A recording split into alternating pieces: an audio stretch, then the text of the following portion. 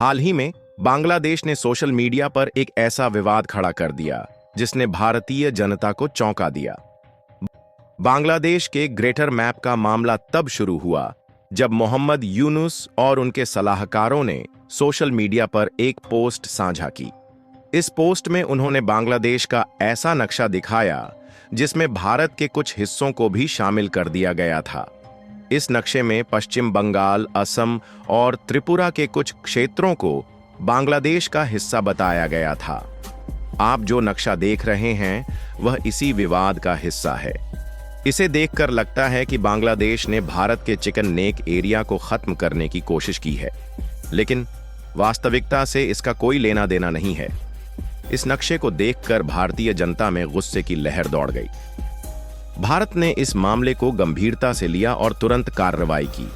भारतीय सरकार ने बांग्लादेश को यह स्पष्ट संदेश दिया कि इस तरह की हरकतें बर्दाश्त नहीं की जाएंगी।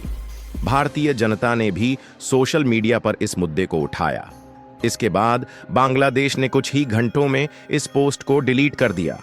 लेकिन सवाल यह है कि आखिर बांग्लादेश ने ऐसा क्यों किया? क्या यह सिर्फ एक गलती थी या फिर भारत को नीचा दिखाने की साजिश?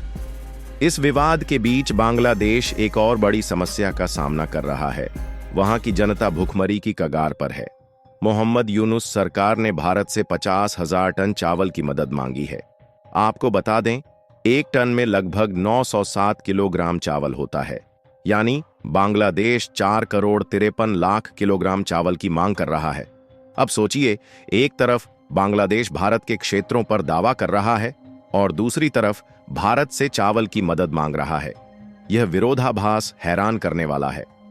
कई भारतीय विशेषज्ञों का मानना है कि अगर बांग्लादेश के 3 प्रमुख हिस्से रंगपुर, खुलना और सिलहट भारत में शामिल हो जाएं, तो इससे न केवल भारत के भू राजनीतिक लाभ होंगे, बल्कि वहां के अल्पसंख्यकों को भी सुरक्षा मिल सकेगी। इन इलाकों में हिंदू आबादी अधिक है और उन्हें बार बार बांग्लादेश में उत्पीड़न का सामना करना पड़ता है। अगर यह इलाके भारत में आते हैं तो भारत का चिकन नेक क्षेत्र चौड़ा हो जाएगा और नॉर्थ ईस्ट राज्यों की कनेक्टिविटी भी मजबूत होगी। 20वीं सदी की शुरुआत में बांग्लादेश की कुल आबादी में 33% हिंदू थे। पार्टीशन के बाद यह घटकर 22% रह गई और अब यह आंकड़ा मात्र 8% के आसपास है। यह दिखाता है कि बांग्लादेश में हिंदुओं की स्थिति कितनी खराब हो चुकी है। हाल ही में बांग्लादेश में हिंदू मंदिरों पर हमले बढ़ गए हैं। इस वजह से भारतीय जनता का गुस्सा और बढ़ गया है। लोग मांग कर रहे हैं कि भारत को बांग्लादेश के इन हिस्सों को अपने नियंत्रण में लेना चाहिए।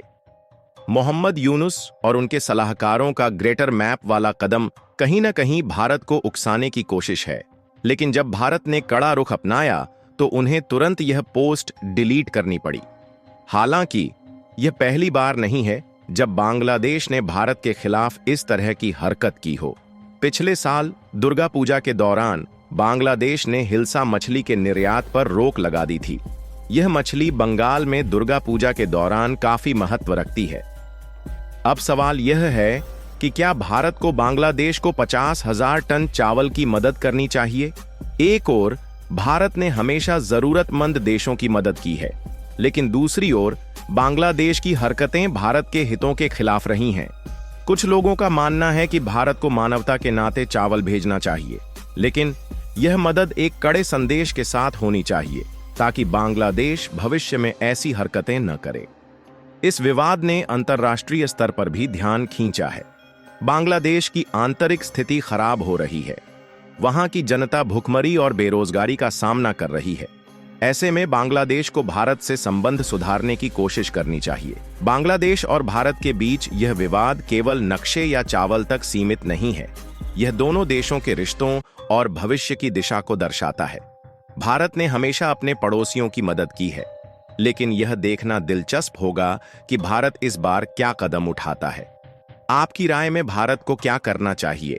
क्या बांग्लादेश को चावल की मदद देनी चाहिए या फिर उन्हें उनकी गलती का एहसास कराना चाहिए? कमेंट में अपनी राय जरूर दें।